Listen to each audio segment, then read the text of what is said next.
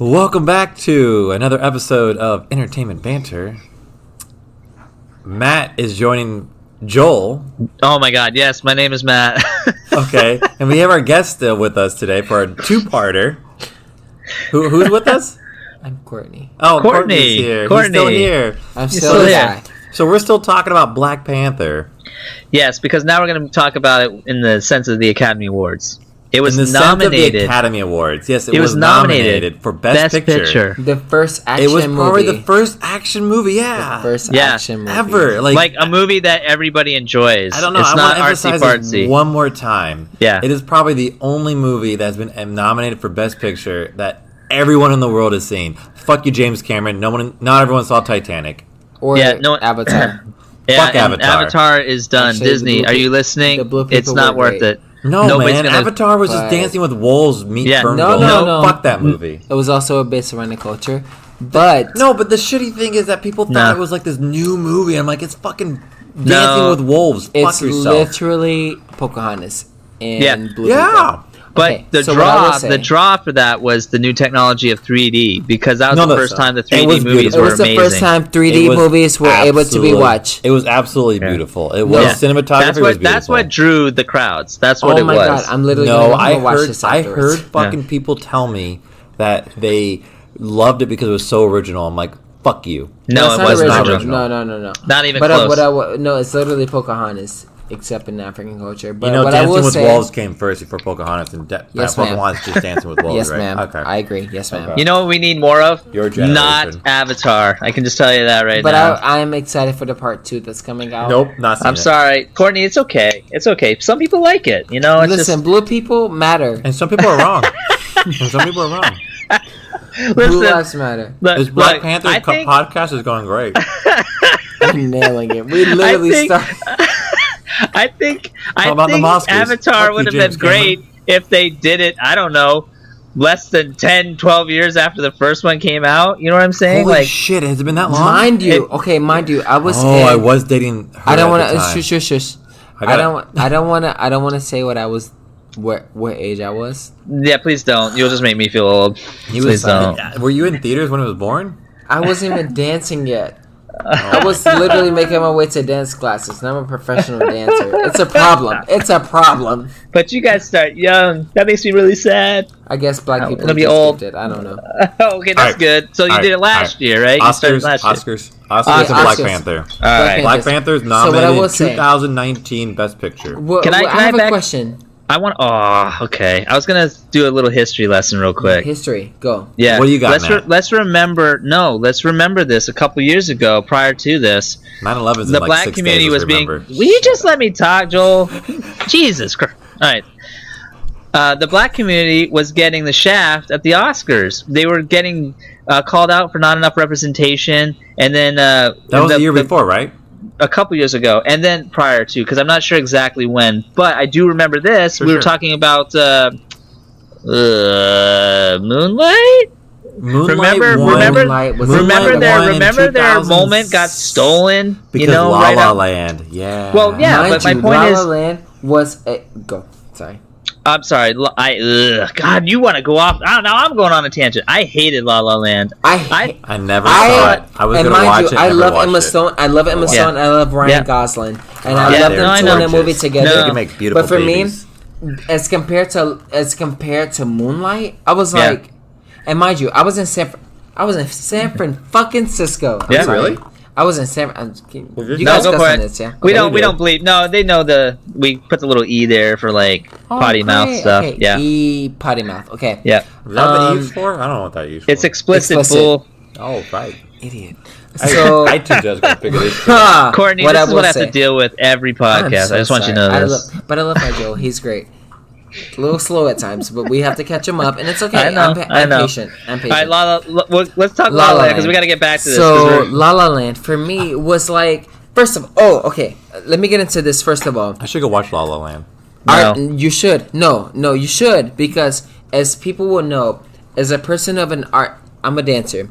So as anybody who is an artist, okay. No, I hear you. Okay, you said that like 6 times that you're a dancer. Have I? Yes. Joel, I'm not sure. Thank you. I want to hear it one more time. I want to hear it one more time just to make sure. Wait, did I? I don't know if that's sarcasm. Say that one more time. What you're doing, Joel. Get out of here. Where are you from, Matt? Move, ma'am. People, just so you know, I'm drinking too now, so because I can't handle Joel anymore. It's driving me nuts. So it's not just me, because I like. I'm gonna start licking his these. All right, lick the bowl clean. Okay. So for La La Land, for me personally, it was as an artist in general. Life is not that easy.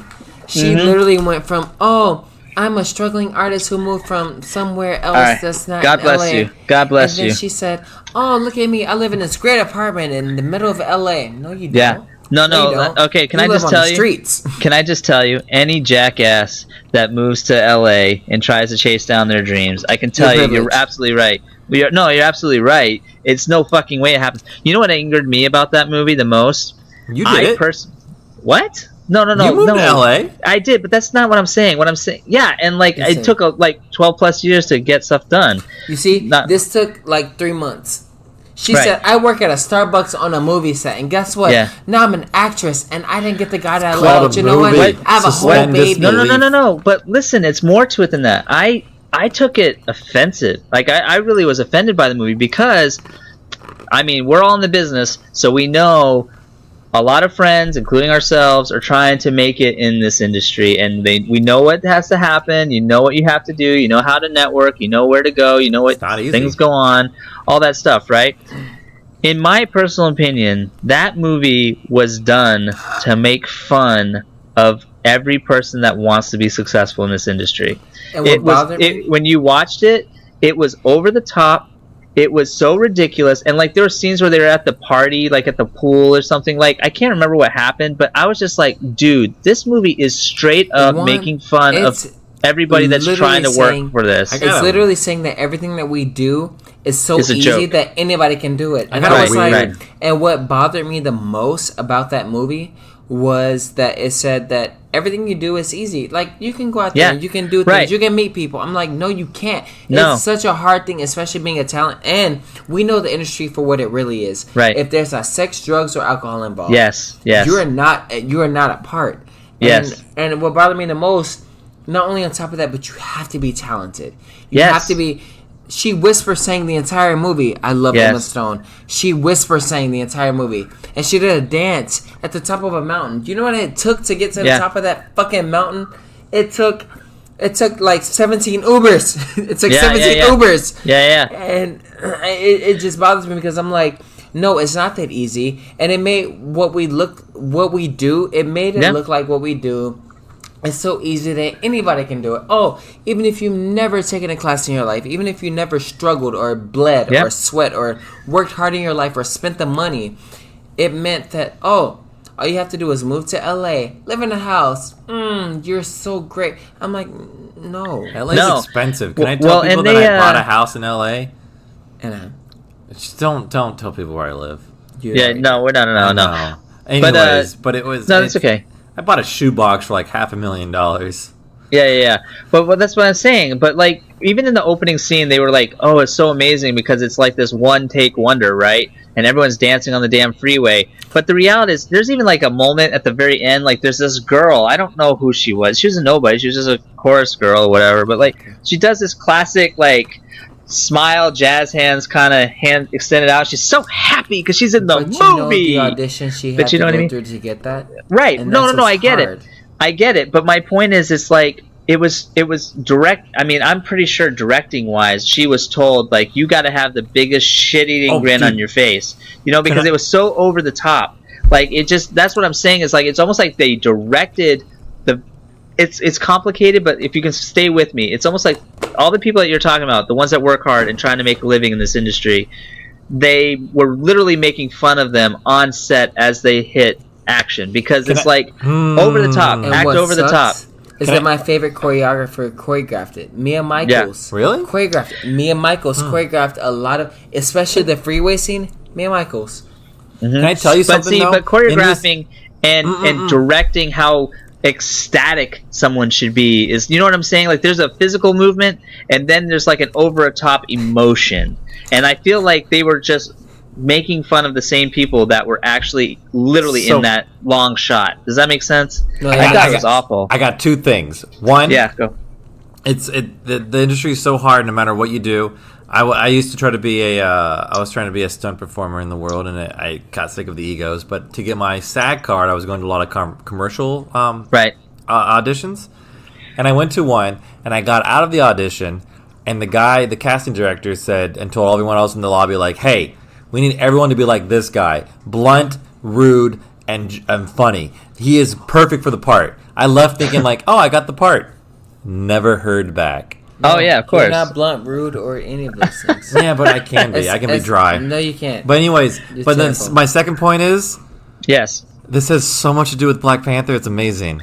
Well, we're getting to it. So what we're saying is, La La Land stole the thunder from Moonlight. Correct. In fact, I don't even think those poor bastards really got a chance to talk because there was so much controversy and confusion on stage at that moment. I used to go to Oscar parties. I don't know. Because at the same time, everything was about La La Land and what they did that was so inventive and amazing. I'm like, did you not see Moonlight? Right. Well, that's what I'm saying. I didn't see Moonlight either. I didn't see these movies. It was kind of like when Kanye West stole the thing from Taylor Swift. It was kind of like that moment where it's just like, not only did their thunder get stolen because they thought they won they lost and then they won, but then there's so much confusion they didn't even get the proper respect. But can you imagine to be La La recognized? Land? They all went up there thinking like they won, and they're like, "Oh, by the way, this isn't yours." Yeah, and so what's his name? Can't even read the right. Just it was the same guy who read for the beautiful best women. I don't. Well, that's what I'm saying is so the Oscars, like they kind of ignored the black community the year before. Then they did this to Moonlight, and now all of a sudden, Black Panther's nominated for Best Picture. And I remember when we were talking about it, I was just excited because any fun movie being nominated, like I said, the average American would go see just for fun. They're not going to go see Schindler's List every day and or whatever. You know what I mean? Like they're going to watch something fun. I thought it was a great thing that they actually were going to do that, and maybe because of politics, they were actually going to give people some due. And then we made our predictions, and I said, I guarantee you they're still not going to give it Best Picture. There's just something snobby about Hollywood that they can't just give, like a blue-collar type movie, its due. You know what I'm saying? If it's got to have some super in-depth, something, plot, emotion, whatever, that most people are going to watch it once and be like, okay, they may buy it to be snobs, but they're never going to pull it off the DVD shelf. You know what I'm saying? Like, it's just going to be a one and done for them. Matt, Black Panther. Black Panther. Okay, no, but I know what you meant. So, like, go. Go for it. You wanted to talk about the Oscars and Black Panther, didn't you? Yeah. So it was nominated for 9 awards, right? 9. It was 9. Yeah, nominated. They won for 4 9. of them, right? They did, and most of it was for, and I agree with this. It was mostly for music. So they got Best Achievement in Music. Kendrick Lamar. They got costume design was one of them. Good. Achievement in production design. So that makes sense. What does that even mean? What does production design mean? So let's say, for me personally, Black Panther was the movie that kind of sparked a higher interest in Marvel. Because I've always been interested, and I was like, okay, yay, Captain America, yay, Iron Man, yay, Black Widow. They had, God. It goes back to that production design. It has a mystery to it. We know what America looks like. We know, you know what I mean? Like, average Americans know what it looks like. But to have a society, kind of like S.H.I.E.L.D., S.H.I.E.L.D.'s a weak example, but this invisible... hidden society or technology, it's like, ooh, what's that, But you're right, they brought it out into the open more. And the last one they won was, I guess, original song, like a score, like someone singing. That was the last one. Was it SZA? Wait, who was singing? Wait, Black Panther people were singing? Yes, it was. SZA. Yeah. So it was SZA. So she did. Stars, all of the stars. Boom. What? Yes. All of these stars. I don't recall. So first, Kendrick Lamar wrote the best album, which we'll get into eventually, with Beyonce writing the music for Lion King. live action. We'll do live. Yes. So we'll talk about Stay that tuned. eventually. Lion King will That might happen. be another time. I heard that was a touchy subject. Mini dots. Yeah, I heard that Beyonce. Anyways, let's go on. And mini dots. So what I will say is that Kendrick wrote a great album leading up to what this movie was. Like, I listened to it in the gym daily because it literally takes you through, even though it has nothing to do with the movie, and because Disney is very Disney and Marvel is a part of Disney, it had nothing to do with Disney. For me personally, that was such a strong suit. So even with musically, it was incredible, even throughout the movie. So for me, Do you work out to that? I do. Miss me with that bullshit? Are you kidding me? I have a guilty workout music too. I actually listen to YouTube videos Britney Spears. of like of like all the Avenger of like little homages. It's kind of cool. So what I will say is that the moment that Lamar, man, I'm telling you, Kendrick Lamar goes, "Miss me with that bullshit." I said, absolutely, turn it up. But like the awards that they received for the Oscars, I absolutely think that they deserve. So they got the best music? I don't understand. That's not part of it. No, okay. But what I do agree, Okay. what I don't agree with is that La La Land replaced them. And I think what bothers me the most is that there was a movie that was about genuine representation versus something that was just thrown out to represent. Are you talking about Moonlight again, or No, he's on La La Land compared to Black Panther. Oh, okay, yeah. Moonlight, Because they were two different years. That's why I just wanted to clarify. They were two different years. So Moonlight was with. Go. I was just bringing it up because the history of the Academy was all political based. Like more, less. We were talking about too, Joel, before in the last podcast that we botched the recording, but we were saying how nobody's watching the Oscars anymore because they're getting too political. It's getting way too political. It's getting very. You found the only reason why Black Panther was nominated because there was so much of an uproar about it being nominated, and it should have been. And not because of the movie that So then you got to talk about like other movies that Right. have hit blockbusters like that. How come they've never been nominated, kind of thing? And it's that's ridiculous. what I will I'm get saying. into this. I will get into this. I'm so sorry. I'm so sorry to cut you off. No, go for it, Courtney. So Go. there was We cut off an each other all the time. amazing movie. There was an amazing movie that got such a small, and this is for all two people who are listening. There was. Oh, he's in on the joke. I love it. you. Oh, Did you hear that, hi. Mom?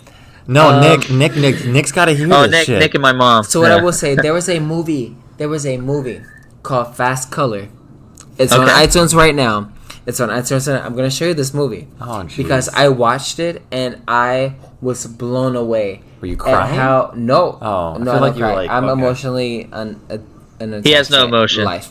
Zero. I'm a Pisces and there's zero emotions. I don't know what like, that I'm means, that but guy. okay. But what I will say is that the same thing as Black Panther. There was a movie about a generation of superheroes who were all African American.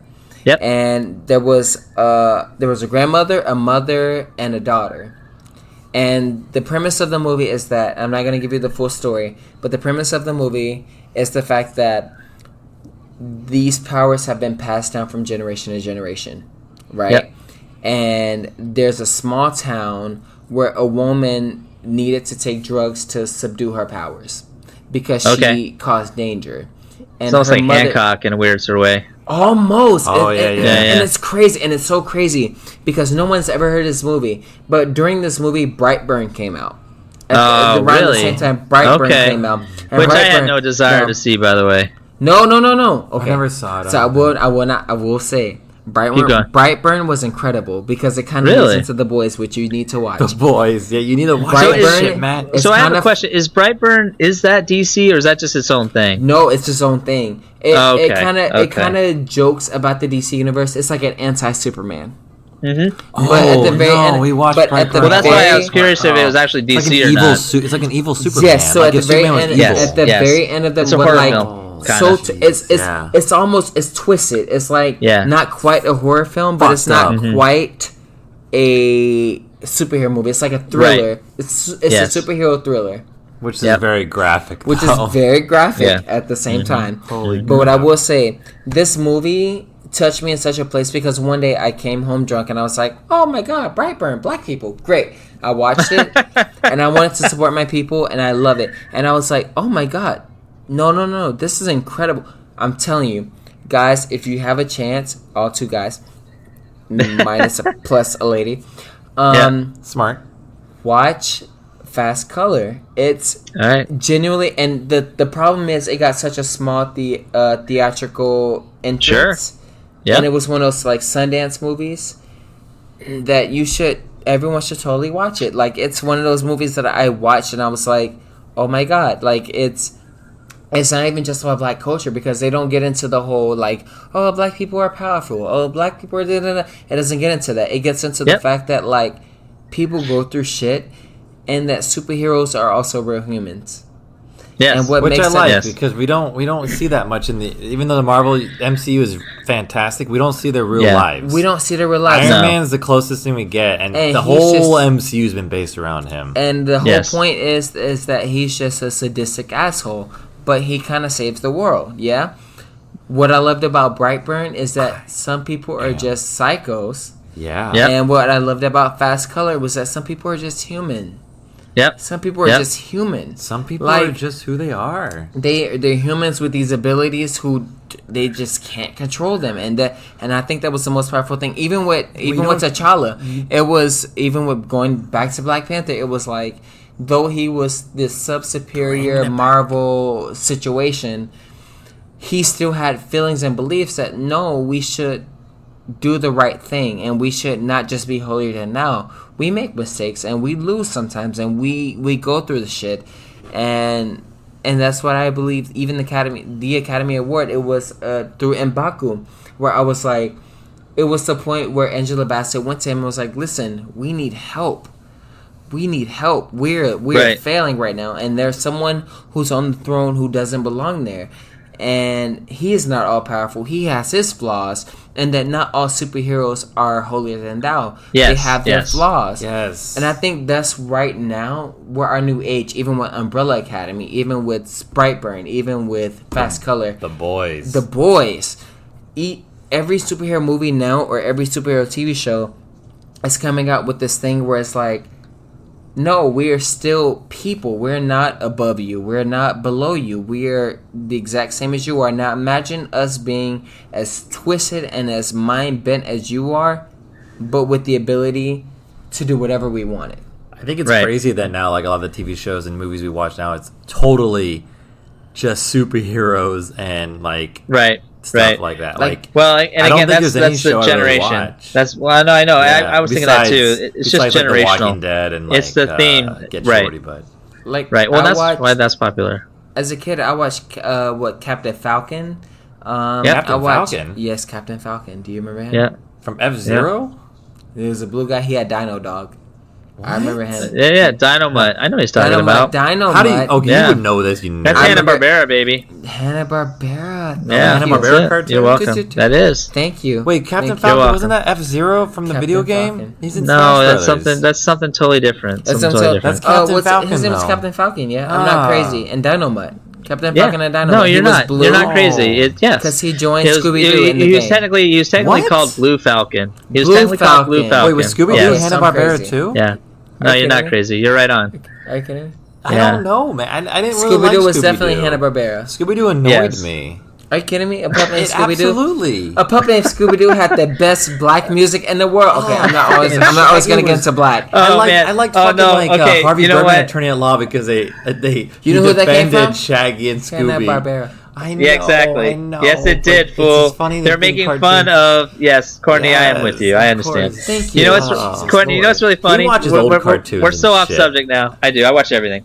We're so off subject right now. I'm not even care. We're almost done with this podcast. Yeah, we are. Don't mention Courtney, that. have you? Nickelodeon has been one of those companies lately, especially with her animation, where they're like stretching the boundaries of social norms and all this other stuff. And but one of the funny things that I saw, I don't know if you've seen it, but look it up when you can. Rise of the Teenage Mutant Ninja Turtles. They're totally from the hood.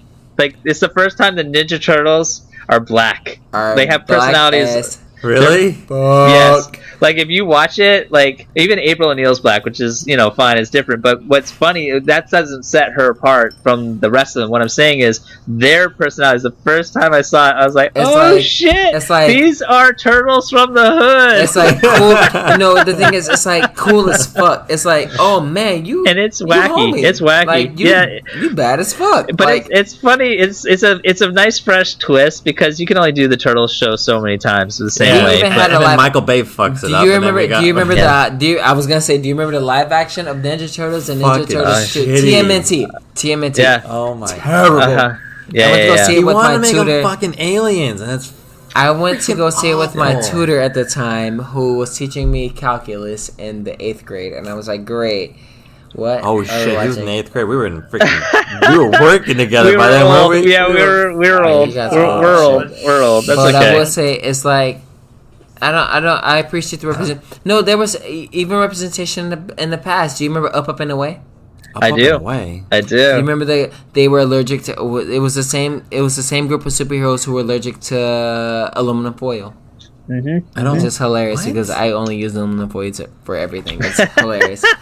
Up and Away, there was one kid who didn't have superpowers, and he was the son of his entire family. Everyone had a superpower except for him, and he lied and said he had a superpower, and he did. This was a Disney movie, I believe. It was a DCOM. Really? Yeah. It was.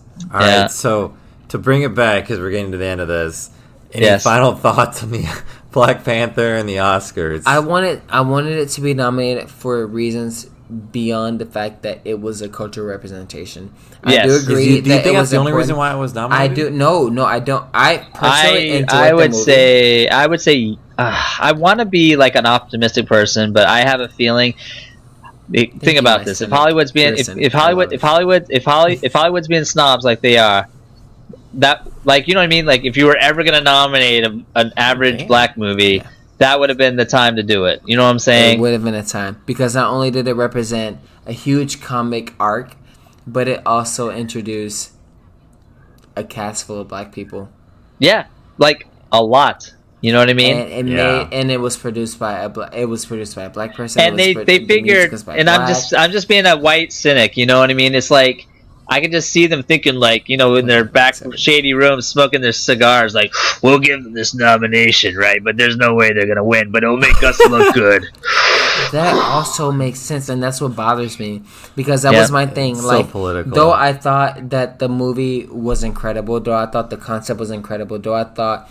Even when he was in Civil War, I said, "Oh my God, they're gonna make a movie about this." Absolutely. If they were really about it, it wouldn't be coming out 3 years from now. Right. Well, I know we gotta go. I know we gotta go. But the reason why I feel this way, and I feel like Disney is full of shit sometimes, is because I was talking to Joel about this. It's because and my soul. Yeah. I know. But my point is like it's like we were talking about the cinematic universe, Marvel, right? Like they had their game plan for these ones up till Endgame, but now I feel like, especially with Star Wars dropping the ball, they were going to slate 10 movies, and then they had to nix them all and rethink for things. Star Wars. I was going to say Star Wars and for Disney Plus. Yeah, oh, absolutely. So Galaxy's I feel like Edge, the amusement park is failing right now. So I feel like the cinematic Disney, universe for Marvel is in the same boat right now. Like I feel like Disney doesn't know what they're doing per se, and that's why I brought up that point because Robert Downey Jr. coming back to do the voice. Yeah, he got hired back on to the MCU. Iron Heart, which is with him. They have to have him. There's I don't know if you know this, Courtney, but they in the 2018 or 2015 they introduced a black female. They did for Iron Heart.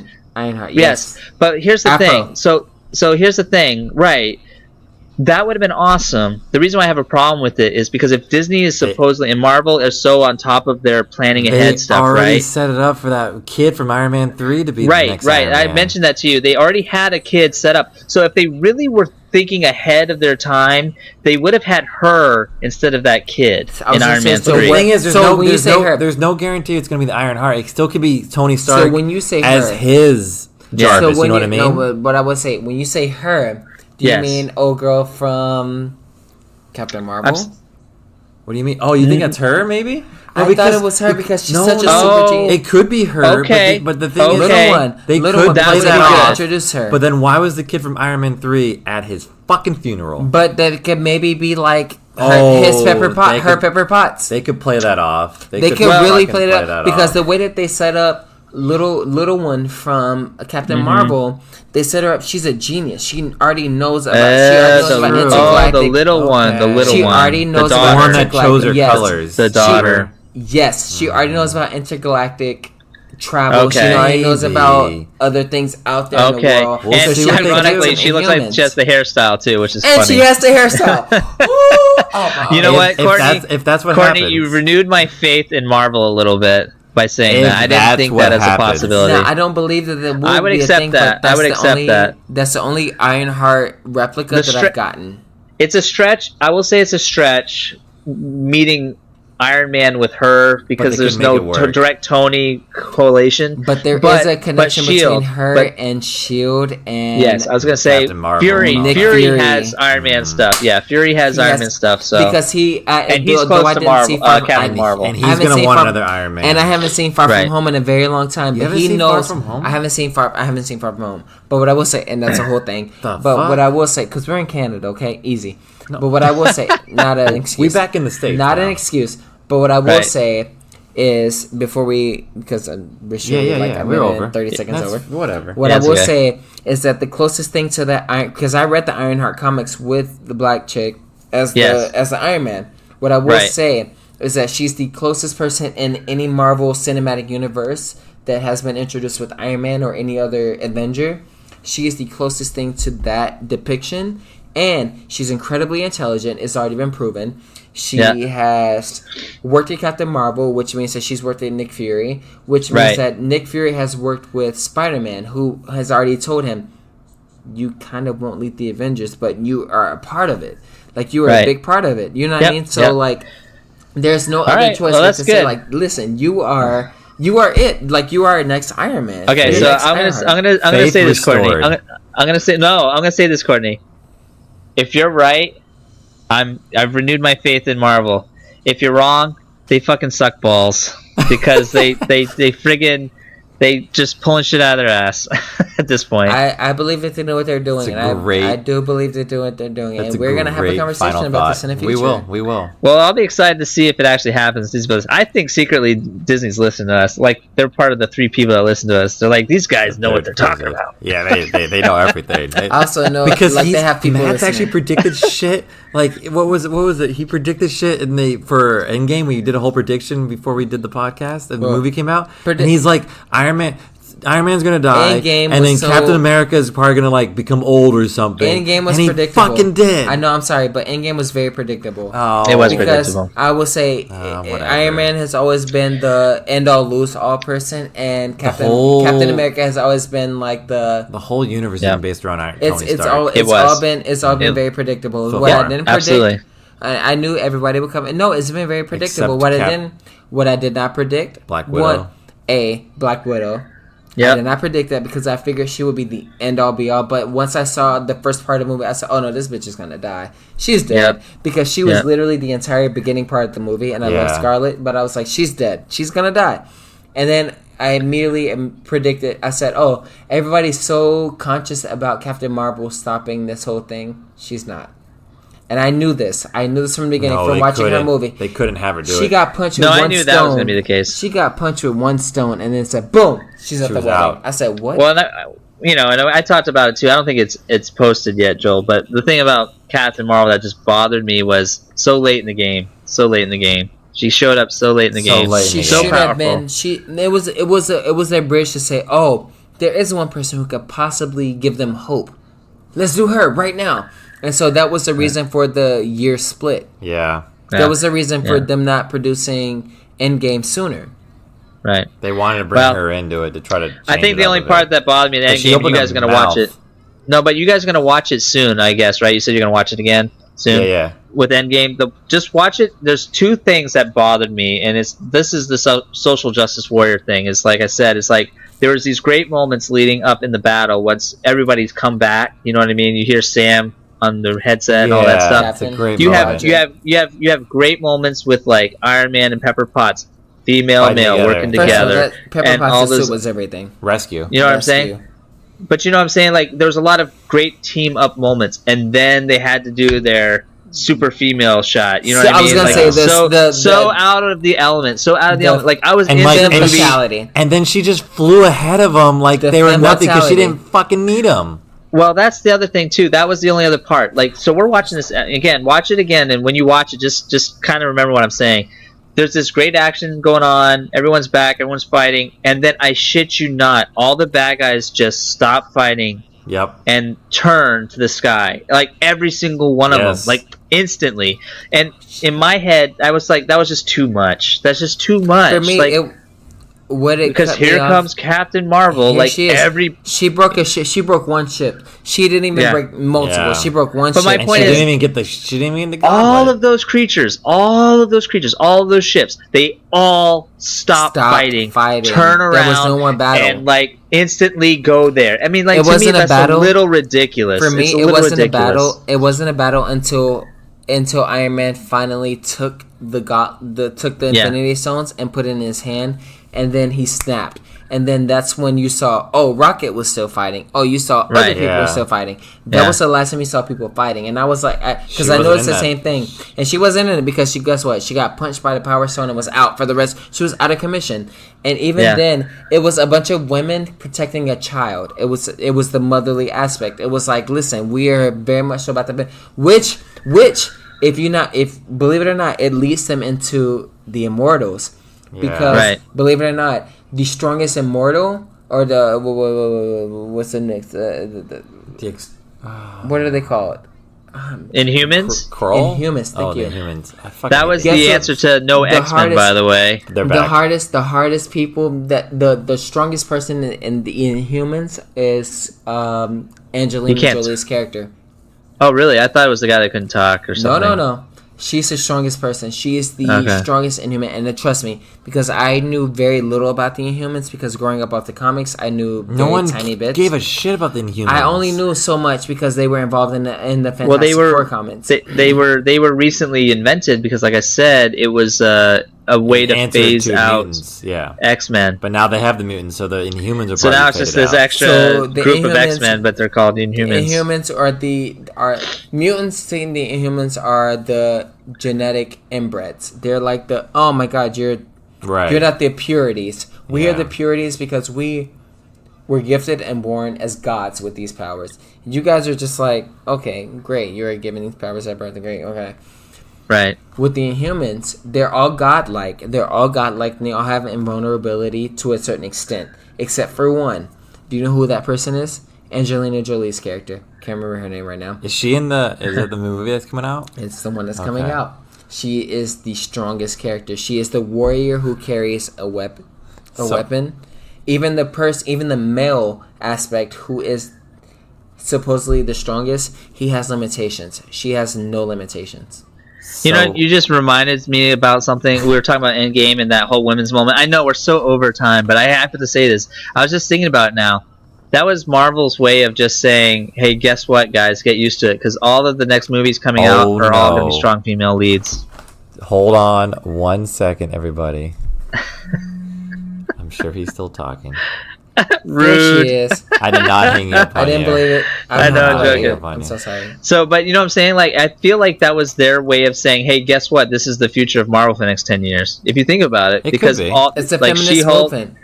It's always been there for sure. But my point is, it's like Marvel? it's going to be an obvious movement. You know what I mean? A female I think that's Thor, what it is. A female Thor, like it's the beginning. Well, and that one, you know what's interesting about that? I was hoping that the Valkyrie chick was going to take over the mantle. She's not. You know who it is? I know Natalie, but it's like. But that was who it is in the comics. We read about it. Jane becomes, She becomes because she had the dark. She had the ether. The ether. She had the ether inside of her, so that left her with some power, which is why I appreciated that they left her out of the rest of Phase 1, Phase 2, Phase 3, whatever, how many phases we're in. They left her out of that because it showed like right now this ether had the power to grow. Yep. And I love that they made Tessa or Valkyrie. The queen of Asgard. Yeah. And that's what I love, because it's called Love and Thunder for a reason. It's not because it's a love story. It's because it's the point of the fact that now it's becoming a feminist movement, and I don't disagree. Well, it's been there. It's been there for sure. Been there, and they've been setting up for it. It started with Twilight and moved forward. You know, Twilight and Hunger Games and Divergence and all that stuff. I love just that Twilight. Oh God, Bella. That's what it started. It really. Yeah. So since we're at this point, we're way over. We're way over. My final thought on this is thank God that Rogue's going to take Captain Marvel's powers, and I fucking hate Captain Marvel. Absorb that bitch completely. Is that what you're saying? That's where Rogue gets her powers from. So evil bye, bitch. Captain Marvel. Okay, no, I like Captain Marvel. I like Brie Larson. I do believe they need a new Rogue. What I do. Okay, my final thought. I'm so sorry. If nobody's ever seen Final Phoenix, or if everyone's ever seen Dark Phoenix, I really hope to keep Sophie Turner because she was an amazing Jean Grey. And she's gorgeous. She was an amazing Jean Grey. She was. Coming from Sansa, she was an amazing Jean Grey. So I will say that. What I laughed at were the Easter eggs, because every soldier, if you go back and look at the movie, every soldier on their patch had MCU. Oh jeez. You haven't seen it, have you? No, I haven't seen it yet. I boycotted that one towards the end. It wasn't bad, but it wasn't good either. It was just. When I say boycott, I knew that the franchise was dead, so I no longer felt invested in it. Right, but go see it because it's. I wouldn't say it was relevant because. It's not relevant. You should see it, but give us your last thought on this Black Panther Oscar podcast. That we never talked about. I'm not surprised it didn't win Best Picture. You know, because I think it was political based. Nothing fun and cool for the general public will ever win Best Picture. You're not going to have a SpongeBob movie win Best Picture. You're not going to have Jurassic Park win Best Picture. It's just never going to happen. But it was nice to see that was nominated. But we will say that the cinematography was everything. It was really good. I thought the cinematography was great. And the acting was great. It was a great Would movie. it be racist for me to say that, like, of course, like, it was all that, like, African-themed music that won the awards and the costumes that won the awards? Matt, like, it's already pretty obvious and colorful, you know what I mean? Like, of course it's going to be very unique. I wouldn't say it was racist because it's never been done. I wouldn't say it was racist because it's never been done. So I do agree that is a huge part of it. It's never been done. Okay, fair enough. It has truly never been done. And you know what I mean? As opposed to, because you mentioned cinematography, right? And I think one of the things they were nominated for, besides obviously best drama, score, even song, drama. Special visual effects was win? It won for BAFTA. So that's it. Okay. Yeah. So. Okay. Well, but I believe it should have won more awards, but I'm biased. We'll see what Black Panther 2 brings. I'm still waiting for the day a fun movie wins Best Picture. Right. You know what I mean? Like any Thor movie. Any movie that's just most people like. You know what I mean? Yeah, a movie that everyone's seen. We're gonna talk more. Yeah. But Inside the Spider-Verse. We're gonna talk more. Can I just say, if they kill off Tom Holland, please kill off Tom Holland and just bring in Miles and then bring out Ultimate Spider-Man. Don't kill Tom Holland. He's at the perfect age to be killed off to bring in Miles. Bring in Miles, and then we can do the or he's at the perfect age, to introduce the Spider-Verse. He's at literally the perfect age. That means Tom Holland has to die. No, he doesn't. The perfect age. No, he doesn't. The only way Miles Morales has to come into play, Spider-Man Peter Parker has to die, and somewhere Miles Morales sees. It struggles because he's at the perfect time to introduce the multiverse. I won't say the Spider-Verse, the multiverse, because that's when they introduce. Doctor Strange's new movie is bringing about the multiverse and all that. Well, they're gonna do that. That's right, they are, and that's supposed to be a horror movie, guys. Just so you know, that's a horror movie. So thank you, Well, thank you for tuning in for this extra long episode of Entertainment Banter. My name is Courtney, and there's Courtney. Joined in to talk longer. Yeah, and I'm Joel, and I'm Matt. I should have introduced myself last. And I'm done.